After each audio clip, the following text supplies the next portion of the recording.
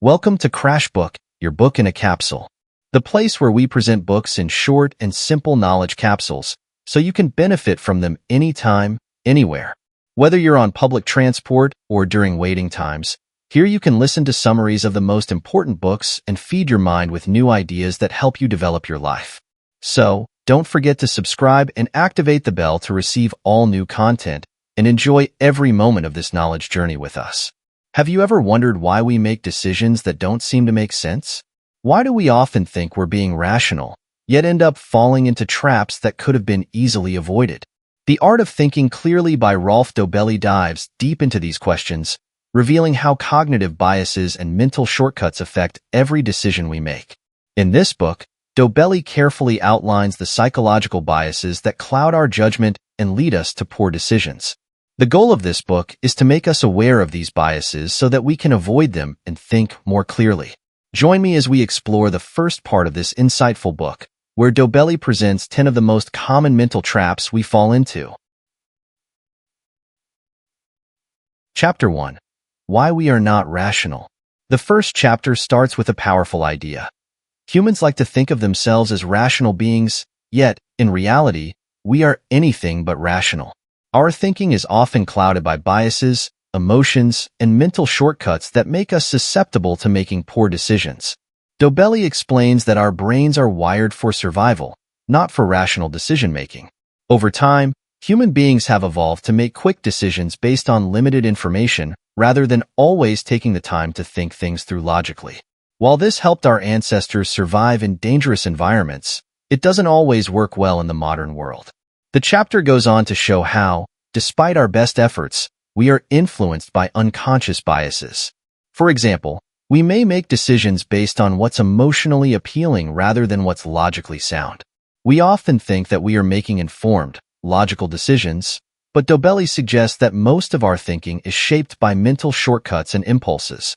Our minds tend to focus on short-term rewards, overlook risks, and ignore long-term consequences. The challenge, Dobelli argues, is recognizing these biases and learning to counteract them in order to make better decisions. Chapter 2. The Survivorship Bias. In the second chapter, Dobelli introduces the concept of the survivorship bias. This is a phenomenon that occurs when we focus on the successful examples, those who made it big, while ignoring the many failures that didn't make it. The survivorship bias distorts our perception of reality because we only hear about the winners, the successful entrepreneurs, the companies that thrived, and the investors who made a fortune. But we rarely hear about the hundreds or thousands of people who tried the same thing and failed. Dobelli uses the example of World War II airplanes. When analyzing the damage on planes that returned from missions, military experts initially thought the planes should be reinforced in the areas where they were damaged. But then, they realized that they were ignoring the planes that didn't return. The planes that survived had damage in areas that were less critical, but the planes that didn't make it had damage in other areas that were vital for survival. This insight led to a change in strategy. The chapter shows that by focusing on successful outcomes and ignoring failures, we can misinterpret what actually leads to success. This bias leads us to believe that the path to success is easier than it really is and may cause us to overlook important lessons from failure. Chapter 3. The Sunk Cost Fallacy. The sunk cost fallacy is one of the most pervasive cognitive biases that Dobelli discusses. It refers to the tendency of humans to continue investing time, money, or effort into something that's clearly not working simply because they've already invested so much. In this chapter, Dobelli explains how this bias leads people to make irrational decisions. For example, we've all experienced the feeling of reluctance to abandon a failing project or investment, thinking, I've already spent so much time on this. I can't quit now. But this thinking ignores the fact that past investments can't be recovered. The sunk cost fallacy often leads to poor decision-making in business, relationships, and even personal finances. We end up staying in bad investments or continuing to work on doomed projects because we feel emotionally attached to our prior investment. The key takeaway from this chapter is that the costs we've already incurred are irrelevant to the decisions we make moving forward. What matters is the potential for future gains, and we should always focus on the future rather than the past. Chapter 4. The Confirmation Bias. Confirmation bias is the tendency to search for, interpret, and remember information that confirms our pre-existing beliefs or assumptions. This chapter explores how people often ignore or downplay evidence that contradicts their views while eagerly embracing information that supports their opinions. For example, if someone believes that a certain political ideology is the best, they will seek out news sources and articles that confirm that belief, while dismissing any information that challenges it. Dobelli illustrates the dangers of this bias with an example from the world of investing. Investors who are overly confident in a particular stock may focus only on the positive reports about the company, ignoring negative news that could indicate trouble ahead. The confirmation bias is so pervasive that it affects not only our opinions, but also our behavior. The chapter stresses the importance of actively seeking out opposing viewpoints and being open to changing our beliefs based on new information. To think clearly, we must challenge our assumptions and confront contradictory evidence, rather than reinforcing our existing ideas. Chapter 5. The Authority Bias. Authority bias is the tendency to believe and trust the opinions of those in positions of authority, simply because they are considered experts. In this chapter, Dobelli explains how people often defer to authority figures, even when their advice may be flawed or based on incorrect information. This bias is particularly dangerous because it leads us to follow advice without questioning it. Whether it's a doctor, a professor, or a CEO, we are often inclined to believe experts without critically evaluating their opinions. Dobelli highlights several instances where authority figures have made significant mistakes, but their position of power prevented others from challenging their views. He urges readers to recognize that authority figures are not immune to biases themselves. Just because someone is an expert doesn't mean they are always right. The key takeaway here is to question authority and not blindly accept everything they say. Independent thinking is essential in overcoming this bias and making more informed decisions. Chapter 6. The Groupthink Bias. Groupthink is the tendency for groups of people to make decisions that prioritize harmony and consensus over critical thinking and the examination of alternative viewpoints. This chapter explores how groups, in an effort to avoid conflict and maintain cohesion, often make irrational decisions. Dobelli uses the example of corporate boards that rubber stamp decisions without considering all the facts or challenging the status quo. Groupthink can lead to poor decision-making, as dissenting opinions are silenced and the group becomes overly focused on maintaining unity. Dobelli emphasizes that it's essential to encourage diversity of thought and to create an environment where people feel comfortable voicing their opinions, even if they are in the minority. By promoting healthy debate and critical thinking, groups can make better decisions that take all factors into account. The chapter concludes with a reminder that a group can often make poor decisions not because everyone agrees, but because they suppress dissenting voices in the interest of maintaining harmony. Chapter 7. The Halo Effect. The halo effect is a cognitive bias where our overall impression of a person influences how we perceive their specific traits. If we like someone or if they have one standout quality, we tend to attribute other positive characteristics to them, even when there is no evidence to support it. Dobelli discusses how this bias affects our judgment in personal relationships, hiring decisions, and even our perceptions of public figures. For example, a person with a pleasant demeanor might be assumed to be intelligent or capable, even if there's no evidence to back up those traits. The halo effect can cause us to overlook flaws or make inaccurate assessments based on a single positive quality. Dobelli encourages readers to be aware of this bias when making judgments about others, stressing the importance of evaluating people based on their actual skills and qualities rather than being influenced by superficial factors. Chapter 8. The Anchoring Effect.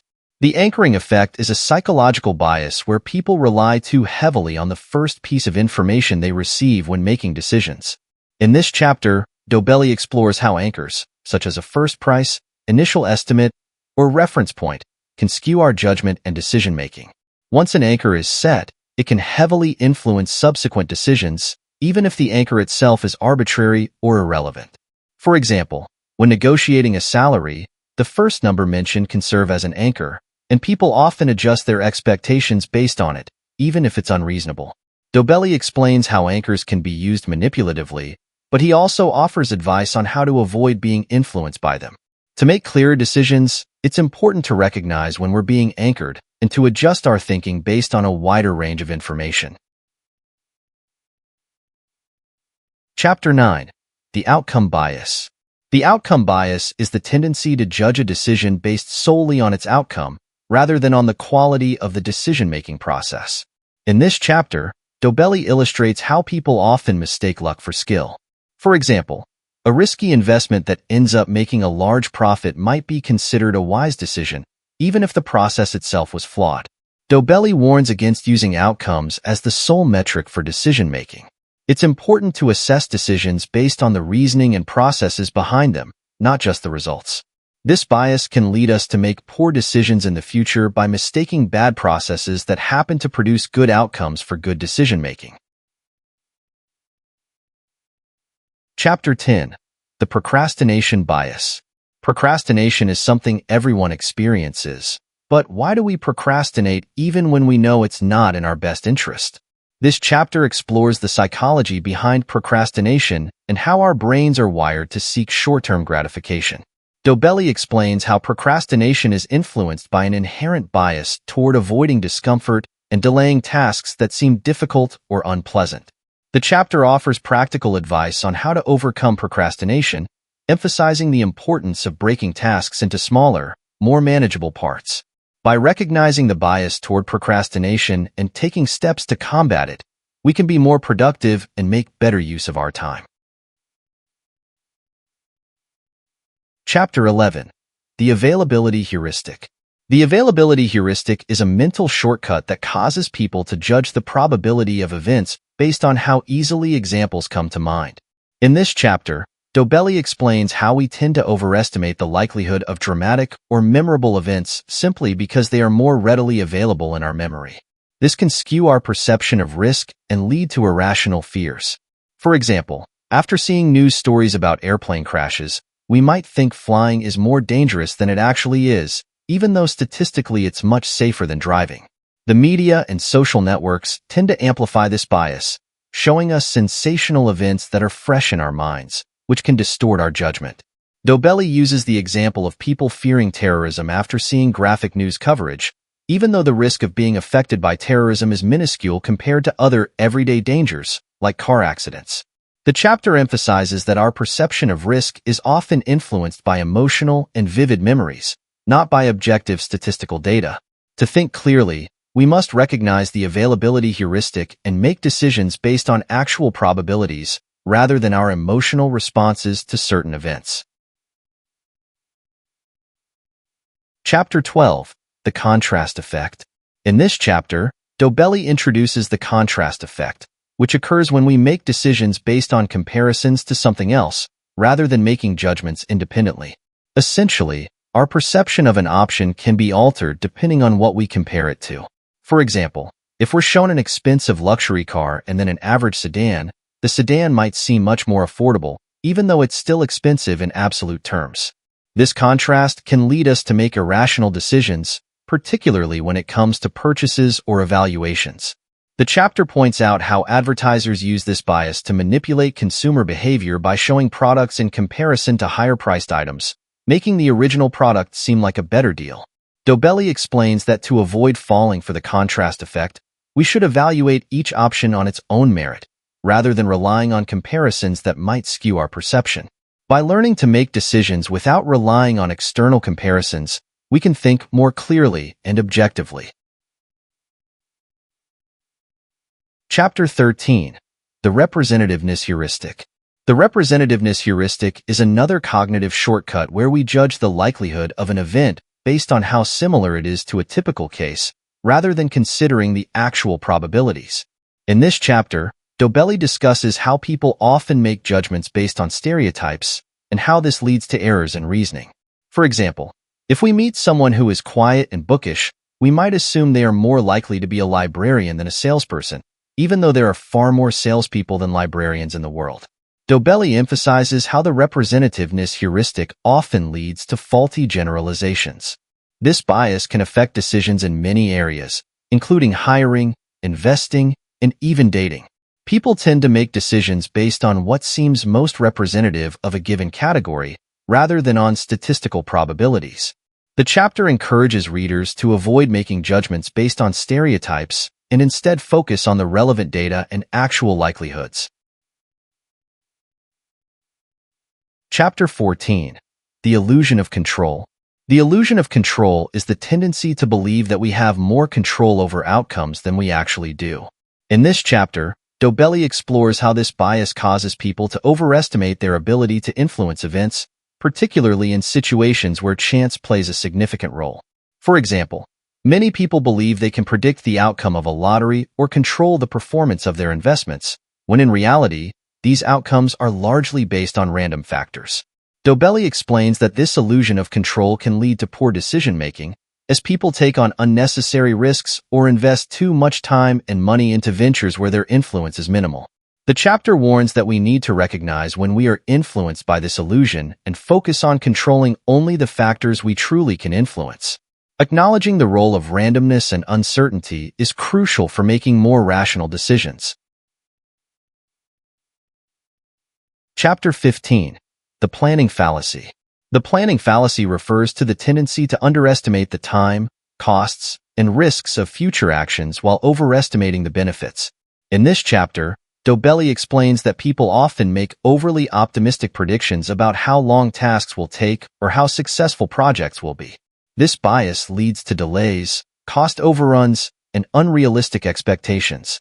For instance, when companies set project deadlines, they often fail to account for unforeseen complications, which results in missed deadlines and budget overruns.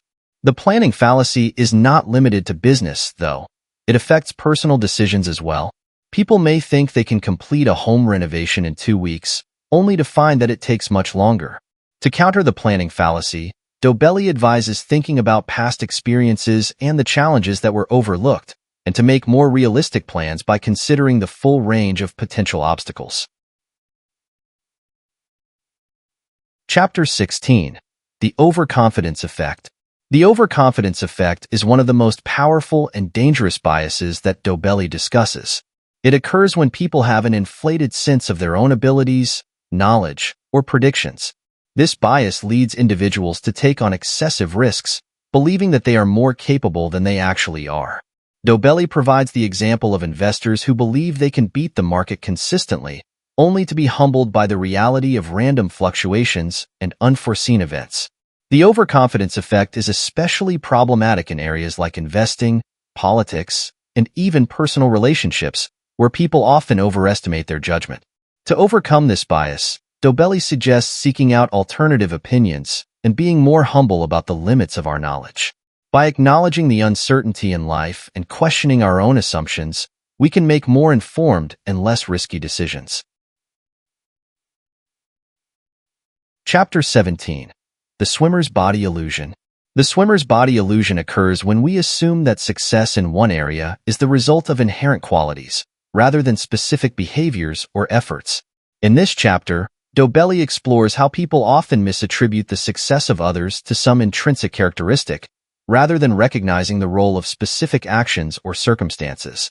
For example, many people believe that professional swimmers have a unique body type that makes them naturally suited for the sport, but the truth is that their success comes from years of intense training and practice. Similarly, people might assume that successful entrepreneurs are born with an extraordinary ability to take risks, rather than understanding the hard work and failure that led to their success. The swimmer's body illusion encourages us to focus on the behaviors and efforts that lead to success, rather than attributing it to fixed traits or luck. Chapter 18. The Clustering Illusion. The clustering illusion refers to the tendency to see patterns in random data. In this chapter, Dobelli discusses how we are prone to identifying trends or patterns that aren't really there. For example, if a stock market is experiencing a series of consecutive gains, investors might assume that this trend will continue, even though it's entirely random. Dobelli explains that humans have a natural inclination to seek patterns, even in situations where no meaningful pattern exists. This bias can lead to poor predictions and faulty decision-making. To avoid the clustering illusion, Dobelli recommends focusing on objective data and being cautious when interpreting trends. Recognizing that randomness often plays a role in outcomes can help us avoid overreacting to patterns that may not be meaningful. Chapter 19. The Social Proof Bias. The social proof bias is the tendency to look to others for guidance when making decisions, especially in situations of uncertainty. This chapter explores how people are influenced by the behavior of others, assuming that the actions of the majority are correct. Dobelli discusses how this bias is often amplified by the power of social media, where trends and behaviors can quickly become widespread, even if they are irrational or harmful. People might adopt a particular opinion, buy a product, or follow a trend simply because others are doing it.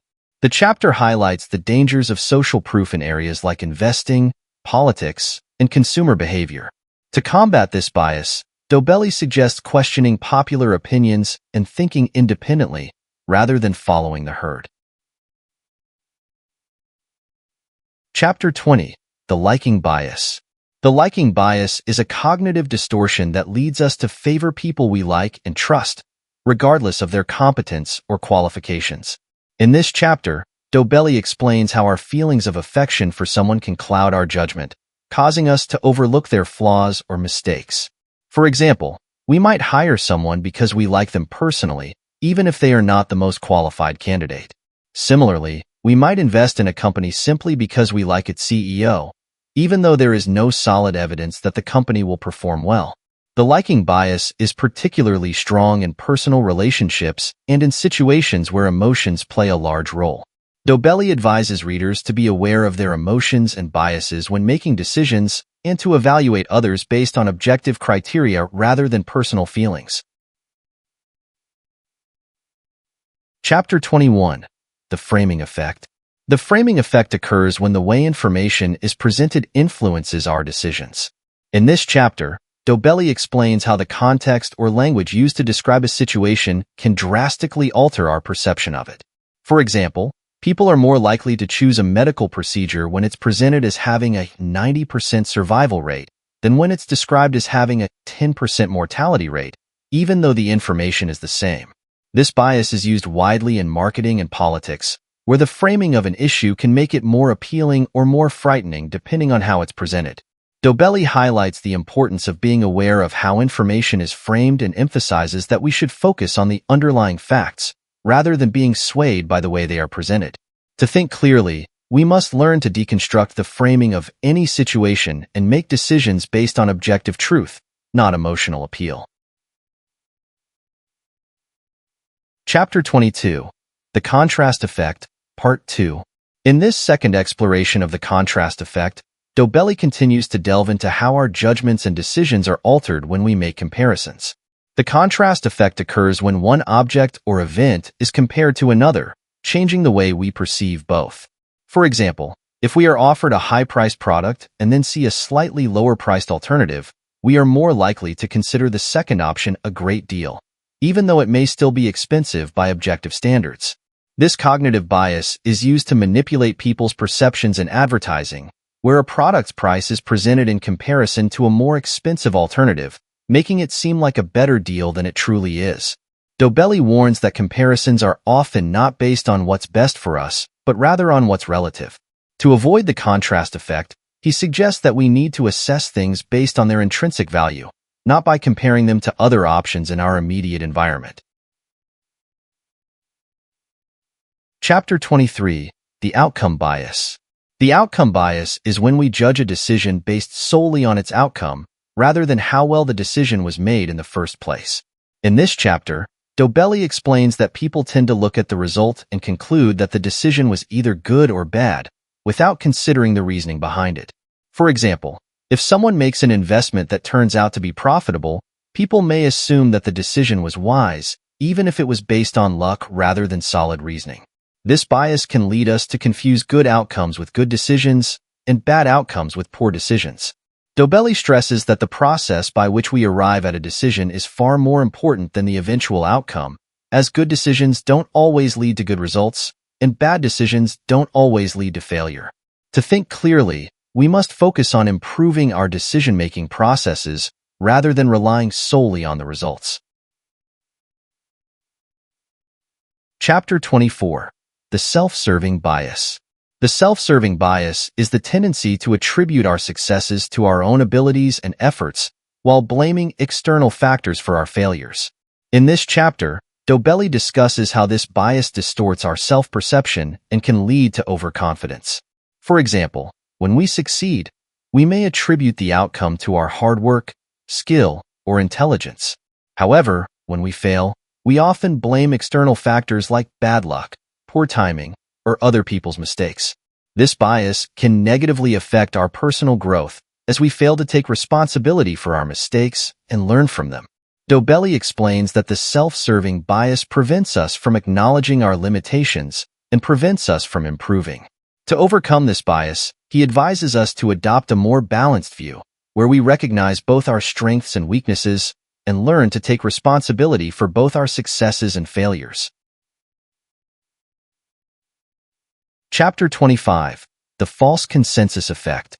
The false consensus effect is the tendency to overestimate how much others share our opinions, beliefs, and behaviors. In this chapter, Dobelli explains how people assume that everyone thinks like they do, leading them to make incorrect assumptions about others. For example, if we like a particular movie, we may assume that most people do as well, even though that may not be true. This bias can lead to misunderstandings and conflict, as we fail to recognize that people have different perspectives and preferences. Dobelli warns that the false consensus effect can also lead to poor decision-making, as we may base our choices on assumptions about what others want or think, rather than considering their actual opinions. To overcome this bias, we need to be more aware of the diversity of thought and experience in the world and avoid projecting our views onto others. Chapter 26. The Planning Fallacy. The planning fallacy is the tendency to underestimate the time, costs, and risks involved in completing a project while overestimating the benefits. In this chapter, Dobelli explains how we are often overly optimistic about how long a task will take or how successful a project will be, leading to delays, budget overruns, and unmet expectations. For example, when planning a major project, we may assume that everything will go smoothly, failing to account for potential obstacles or delays. The planning fallacy can affect both personal and professional decisions, leading to frustration and disappointment when things don't go as planned.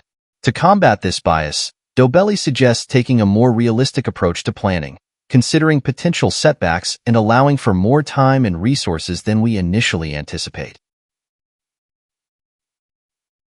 Chapter 27. The Availability Cascade. The availability cascade is the phenomenon where a belief or idea becomes more widely accepted simply because it is repeated and becomes more available in people's minds. In this chapter, Dobelli explains how media coverage, rumors, and repeated narratives can lead to widespread acceptance of a particular idea, even if it's not based on facts or evidence. For example, a news story that gets repeated over time can lead people to believe it's true, even if the original information was misleading or false. Dobelli warns that this bias can shape public opinion and decision-making, leading to the acceptance of ideas without proper scrutiny. To avoid falling victim to the availability cascade, he encourages readers to question information that is repeated frequently and to seek out multiple sources of information before forming opinions. Chapter 28. The Anchoring Effect. The anchoring effect is a cognitive bias where people rely too heavily on the first piece of information they receive when making decisions. In this chapter, Dobelli explains how the first number or piece of information we encounter can set the tone for all subsequent judgments, even if it is irrelevant or arbitrary. For example, when negotiating a salary, the first offer can serve as an anchor, influencing how we perceive all subsequent offers. This bias can affect decisions in many areas, from shopping to business negotiations. Dobelli suggests that to avoid being influenced by anchors, we need to be mindful of the first piece of information we encounter and make an effort to evaluate all options objectively without being swayed by initial impressions. Chapter 29. The Confirmation Bias. The confirmation bias is the tendency to seek out information that confirms our pre-existing beliefs, while ignoring or dismissing evidence that contradicts them. In this chapter, Dobelli explains how this bias leads us to reinforce our existing views, making it difficult to consider alternative perspectives. For example, if we have a particular political view, we might only seek out news sources that support that view, while disregarding information that challenges it. The confirmation bias can limit our ability to think critically and objectively, leading to a narrow, distorted view of the world. To overcome this bias, Dobelli encourages readers to actively seek out opposing viewpoints and to question their assumptions in order to form a more balanced and accurate understanding of the world. Chapter 30. The Overconfidence Bias. The overconfidence bias is the tendency to overestimate our own abilities, knowledge, and predictions. In this chapter, Dobelli explains how people often believe they know more than they actually do, leading them to take unnecessary risks and make poor decisions. For example, investors may overestimate their ability to pick winning stocks, leading them to take on excessive risk. Similarly, people often overestimate their ability to control outcomes, leading to the illusion of control. Dobelli warns that this bias can lead to poor decision-making in both personal and professional contexts. To overcome the overconfidence bias, he suggests that we should always acknowledge the limits of our knowledge and be more cautious in our judgments. Chapter 31. The Sunk Cost Fallacy. The sunk cost fallacy occurs when people continue investing in a decision, project, or situation simply because of the amount of time, money, or effort they've already invested, even if it no longer makes sense. In this chapter, Dobelli explains how people often make irrational decisions because they feel compelled to justify past investments, even when continuing to invest will only lead to greater losses. For example, someone might continue watching a movie they don't enjoy just because they've already watched an hour of it. Or someone might keep pouring money into a failing business because they've already spent a large amount on it. Dobelli advises that we need to recognize the sunk costs and make decisions based on future benefits and costs, rather than the past. The key to overcoming this fallacy is to focus on the potential future outcomes, not the money or time we've already spent. Chapter 32. The Halo Effect. The halo effect is a cognitive bias that occurs when we assume that someone who excels in one area will also excel in other, unrelated areas. In this chapter, Dobelli describes how we tend to form overall impressions of people based on one positive trait, and let that trait influence our judgment of other qualities. For example, if we find someone physically attractive, we might assume they are also intelligent, kind, and capable, even if we don't know them well. Similarly, if a person performs well in one area, we might attribute their success to their abilities in all areas. Dobelli warns that this bias can lead to flawed judgments and poor decisions. To avoid the halo effect, he suggests evaluating individuals based on specific criteria and avoiding generalizations based on one positive trait.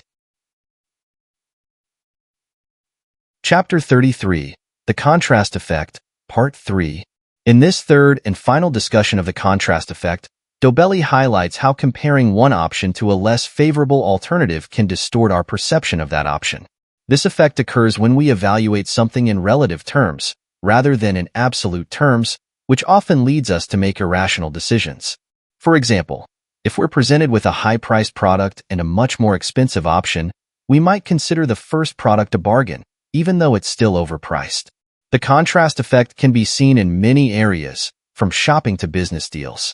Dobelli suggests that we need to evaluate each option on its own merits, rather than relying on comparisons that can lead us to make decisions based on relativity rather than objective value. Chapter 34. The Endowment Effect.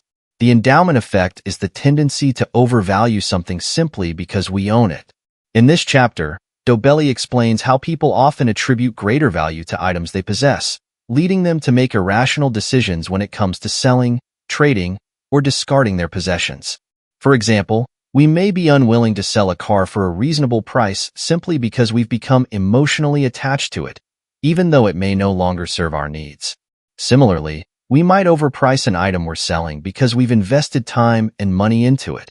The endowment effect can lead to poor financial decisions, as people often overestimate the value of what they own.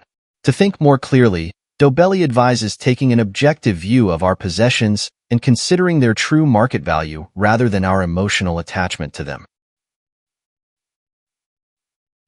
Chapter 35. The Confirmation Bias, Part 2. In the second exploration of the confirmation bias, Dobelli dives deeper into how this bias influences our ability to objectively evaluate information. He explains that this bias leads us to seek out and accept information that aligns with our beliefs, while ignoring or dismissing contradictory information. For example, if we believe in a certain political ideology, we are more likely to seek out news that supports our views and avoid sources that challenge them. This bias can create echo chambers, where we are exposed only to information that reinforces our existing beliefs. Dobelli emphasizes that the confirmation bias can severely limit our ability to think critically and make sound decisions. To counteract this bias, he suggests actively seeking out opposing viewpoints and considering evidence that challenges our beliefs. Chapter 36. The Dunning-Kruger Effect. The Dunning-Kruger effect is the phenomenon where people with limited knowledge or ability in a particular area tend to overestimate their expertise. In this chapter, Dobelli explains how this bias leads people to be overly confident in their abilities, often without realizing how little they actually know. For example, someone with minimal knowledge of economics might believe they understand it better than an expert, simply because they have a superficial understanding of the subject. This effect can lead to poor decision-making, as people fail to recognize their own limitations. Dobelli advises that to think clearly, we need to be aware of our own knowledge gaps and be open to learning from those who are more knowledgeable in a given area. Chapter 37. The Optimism Bias. The optimism bias is the tendency to overestimate the likelihood of positive outcomes and underestimate the likelihood of negative ones. In this chapter, Dobelli discusses how people are often overly optimistic about their future prospects, leading them to take on excessive risk or make unrealistic plans. For example, people often believe that they will be healthier, wealthier, and more successful than the average person, even though statistics show otherwise. The optimism bias can lead to poor decision-making, as we fail to consider the potential downsides of a situation. To overcome this bias, Dobelli recommends adopting a more realistic view of the future and preparing for potential setbacks. Chapter 38. The Reciprocity Bias. The reciprocity bias occurs when we feel obligated to return a favor or kindness, even when it's not in our best interest. In this chapter, Dobelli explains how this bias can lead people to make irrational decisions, as they feel compelled to reciprocate even when it's not necessary or beneficial. For example, if someone gives us a small gift, we might feel obliged to return the favor, even if we don't want to or can't afford to do so. This bias is often used in marketing and advertising, where companies offer small gifts or favors to consumers in hopes of receiving something in return. Dobelli warns that we must recognize when we are being influenced by the reciprocity bias and make decisions that are in our best interest, not simply out of a sense of obligation. Chapter 39. The Herd Mentality. The herd mentality is the tendency to follow the actions or opinions of the majority, especially in situations of uncertainty.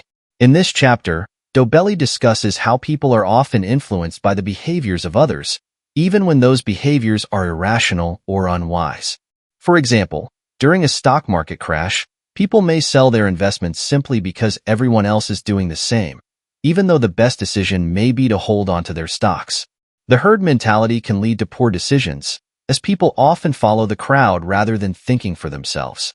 Dobelli advises that to avoid falling into this bias, we should make decisions based on careful analysis and independent thinking, rather than blindly following the herd. Chapter 40. The Impact Bias. The impact bias is the tendency to overestimate the intensity and duration of future emotional reactions to events. In this chapter, Dobelli explains how people often believe that achieving a certain goal, such as getting a promotion or buying a house, will lead to long-lasting happiness, only to find that the emotional impact is less than expected. For example, someone might believe that getting a big bonus will bring them lasting happiness, only to find that the happiness fades quickly. Dobelli explains that we are often poor at predicting how we'll feel in the future, and that our emotional reactions tend to be less intense and less enduring than we expect. To make better decisions, he suggests considering how we might actually feel after an event, rather than relying on exaggerated predictions of happiness or disappointment. That's the end of the book, The Art of Thinking Clearly. We've now explored the key cognitive biases that influence our thinking and decision-making. Understanding these biases allows us to think more clearly, make better choices, and lead more rational lives. If you found this summary helpful, don't forget to like, subscribe, and comment below. We'd love to hear your thoughts on the book and any insights you've gained. Thank you for sticking with us till the end, and stay tuned for more book summaries and deep dives into powerful ideas.